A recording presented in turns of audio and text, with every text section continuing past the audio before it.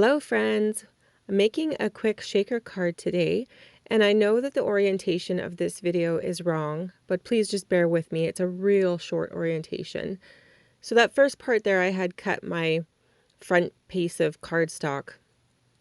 Here I'm cutting a piece of cardstock for the shaker window, which is a circle and it has a stitched die in it, and I'm just lining up right here which way I want it to go. Now this doesn't work out so well, so I decided to do it right on the piece of paper, and then this is working much better. And I just use some washi tape here to tape it down, and I'm putting it through the big shot.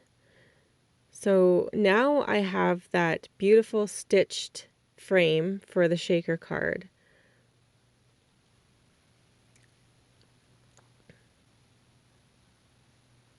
Then this is the paper for the snowflake. Again, I'm going to die cut this.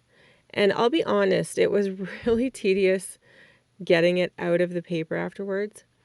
And I had to work at it a little bit. I did that off camera. And so next time there's this trick that you can do where you put it down on bounce sheets and it all sticks to the bounce sheet. And so when you pull up your piece of snowflake in this case, it would pull up nice and easy and all the little bits would stick.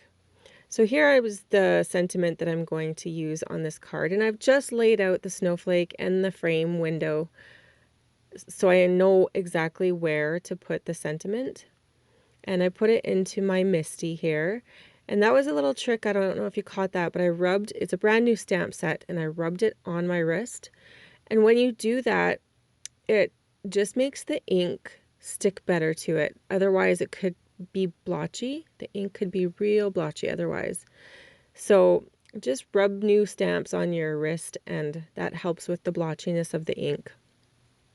So there I'd stamped the sentiment in the exact spot. Here I'm getting the acetate for the shaker window, and I'm just sizing it up to the window. Now here I'm being careful not to get the black marker on the frame there. And then I've outlined it just with dots, and I'm just going to cut inside those dots because I know that those dots would be on the outside of that frame. So if I cut inside of the dots, I should be pretty good for a size that will work with this frame. Now I just had to adjust it a little bit, so I just snipped off the little bits here and there until I got it exactly right. And then I put glue right onto that frame, that circle frame.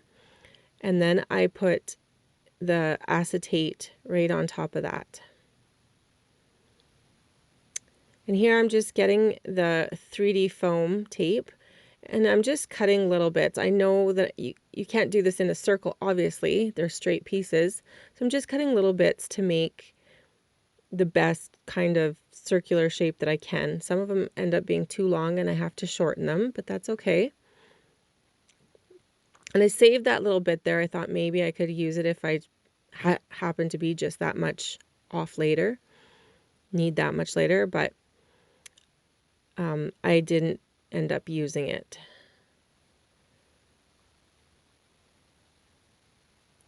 So here I'm just doing the final touches for the pop-up foam. And here I made a mistake. I should have glued the snowflake onto the front of this before taking off the adhesive, but I didn't. So here I'm getting something to put in the center so that I can put pressure on it when I put the snowflake on there. So I'm just putting glue on the back here, and I didn't make you guys wait and watch this for too long. It was very boring. So it's like paint drying. Who doesn't like to watch paint dry? Right. So there, I've got it on there now, and I'm just putting a acrylic block on top so that it puts pressure on it and it can dry nicely in place. Here I've got some sprinkles, sparkles, glitter, whatever you want to call it.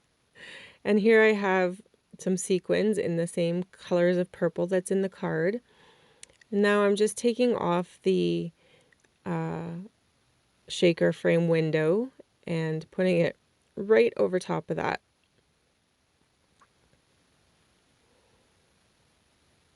Getting, making sure all the little bits are in there.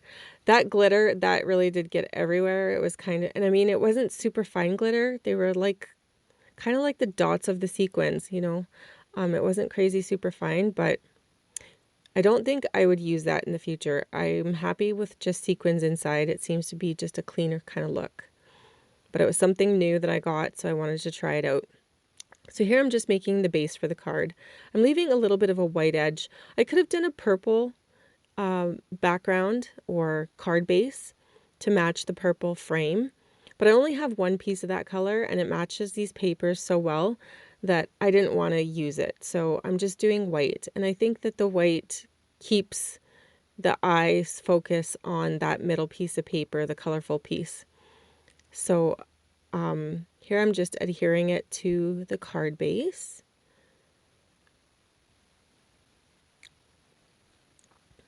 And I'm just pushing it down, making sure that all of the sides are even. And there you have it. That's a beautiful shaker card. Quick and simple and easy, and most importantly, a lot of fun. Thanks for watching. Take care and have a lovely week. Bye-bye.